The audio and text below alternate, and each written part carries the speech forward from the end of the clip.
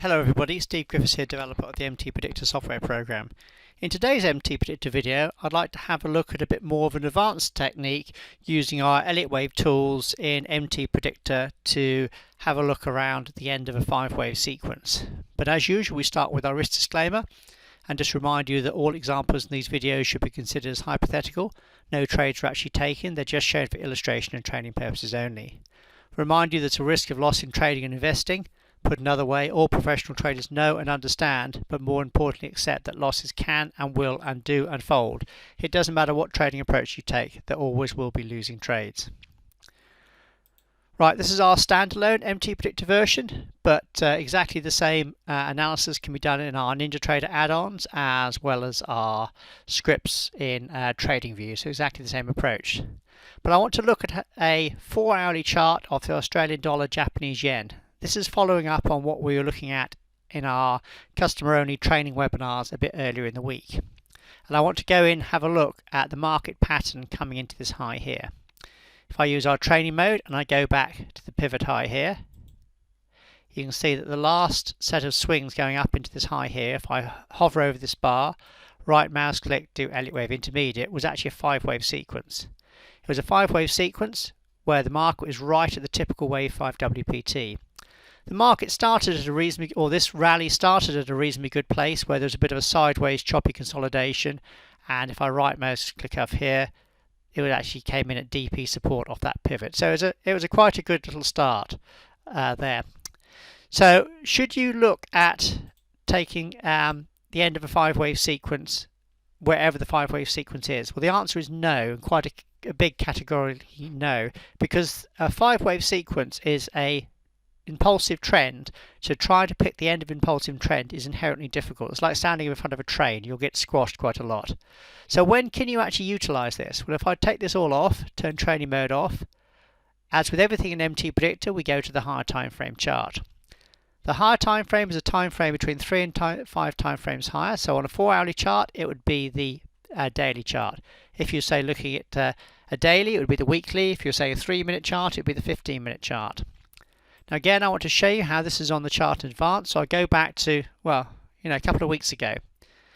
And here's our last pivot high. So we right mouse click, we do decision point. Can you see how that's on the chart in advance? So it anticipates in advance for potential resistance. In other words, it's a leading indicator. If I turn training mode off, you can see what happened. The market went up to that high, actually made a VS sell on the daily time frame, and then started to come down. But I wanted to look at what the difference is when we come down to the 4-hourly chart. Look at the difference now. I'll again use training mode and I'll jump back to that high there. Look at the difference now. When we right mouse click here, do Elliott wave intermediate, can you see how we're at the end of a 5-wave sequence with the high right at the typical wave 5 WPT, which is the cluster of Fibonacci ratios where typically wave 5s tend to end, so not at the minimum, not at the maximum. But the most important thing, do you see how we're also at the higher time frame resistance? Our MTP trend had gone grey to show you it's in the process of making a reversal as well. There's also nice divergence there as well for any of you guys who like to look at oscillator divergence to show weakness in the market as well. So this is what we like to look for if you're looking to try and pick the end of a 5-wave sequence, is at higher time frame support or resistance. In other words, multiple time frame analysis. So what typically happens after a completed 5-wave sequence? Well, typically the market tends to retrace back into the DP from the prior wave 4. So we go back to the prior wave 4 pivot, which is here. We right mouse click, we do decision point, and that gives you an area of potential support in this case. If you're an advanced trader at MTPredictor, you could use our manual risk reward tool to then develop a trading strategy around this. You'd right mouse click, do risk reward tool, not analysis, because it's not a standard MTPredictor trade setup. This is a manual analysis. So you'd do risk reward. You'd then make your first click on the bar of entry, which in this case was the red sell bar there. You'd do the second click on the bar of the stop, which again would be the same bar because that's where you are there. Then you'd go up and down and do your third click at the place where you do your target. Now I missed a bit there, so I can grab it and drag it down, and as you can see, that then develops a potential trade strategy for you where there is a potential profit of approximately or just over 3 times the initial risk at that first target. Remember, we use position sizing, in this case risking less than 2% of a sample $20,000 account to keep your initial risk small and under control. As we go forward, you can see you would have been taken into a short trade. The market moves sideways, eventually coming down to the target there where a profit of just over 3 times the initial risk would have been available. So that would be the initial target. But then what happens if this initial target is then exceeded? Because if I go forward a bit, there was a little bit of a rally there. You see the market did bounce at that level, a little bit of a rally, but then turned over and then started to go back down again. So what happens if the market then breaches that DP or then carries on down in the original direction? Well, then the next target is the DP from the start of the sequence. In other words, you go back to the start of the entire Elliott wave sequence, which as you remember was off this pivot here. So you right mouse click here, do decision point. That gives you another area. Again, remember that's on the chart in advance, so it gives you an area of potential support. So rather than looking to come out at this area, what you could have perhaps done is, particularly as on, if you remember on the daily chart, we had a daily VS sell, so it looked on the daily chart, it looks like there was more pressure on the downside.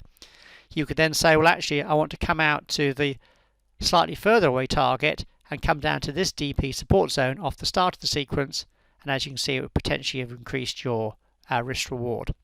If I turn training mode off, you can see that's indeed what the market has done.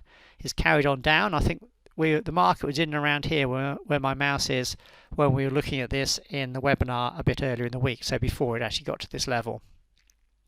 So as you can see, this gives you 2 areas of potential targets off the completed 5-wave sequence. Because this is using our manual tools in MTPredictor, our manual Elliott wave tools, it should be considered a bit more of an advanced technique for the more experienced users among you. But it does show you that we have more advanced tools in the software for the more experienced users among you to be able to uncover some additional trade setups yourself. This is above and beyond the standard and automatic trade setups in MTPredictor. So just to review, this is what we're looking at here, is that we're looking at a 5-wave sequence, but more importantly, the end of a 5-wave sequence coming in at higher time frame support and resistance. That's really important. There has to be other reasons why that 5-wave sequence is likely to end. And that is the higher time frame support and resistance. The initial target after the completed 5-wave sequence, which you can use to come in on a trade on your MTP coloured reversal bars, would be the DP from the prior wave 4. As we can see here, that could then generate a potential trade setup in and around that.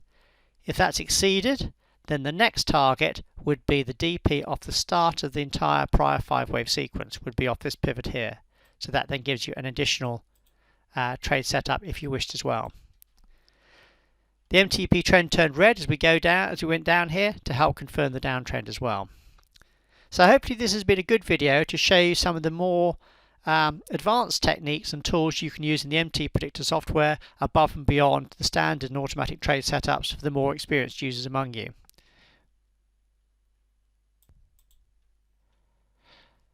As I said earlier in the video, this is also available in our add-ons for NinjaTrader as well as our TradingView scripts. If I just pull the chart in here, this is our TradingView scripts, and as you can see, exactly the same analysis I actually did for a video in TradingView a bit earlier, where we had the high time frame resistance. There's your 5-wave sequence using our Elliott wave, MTP Elliott wave script, and with your DP targets as well. So exactly the same tools can be applied if you're using TradingView as well.